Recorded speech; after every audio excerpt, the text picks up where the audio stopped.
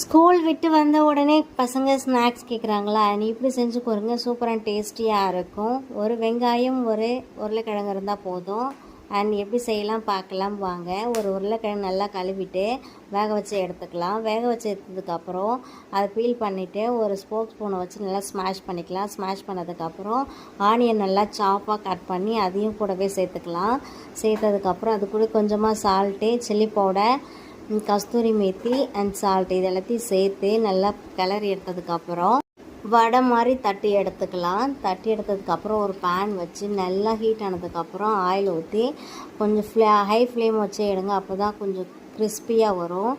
And oil heat ஆனதுக்கப்புறம் இந்த வடையை போட்டு எடுத்தால் சூப்பர் அண்ட் டேஸ்டியாக இருக்கும் உருளைக்கிழங்கு கட்லட். அது கூட கொஞ்சம் டொமேட்டோ கெச்சப் வச்சு சாப்பிட்டேன். அண்ட் சூப்பர் அண்ட் டேஸ்டியாக சூப்பராக இருந்துச்சு.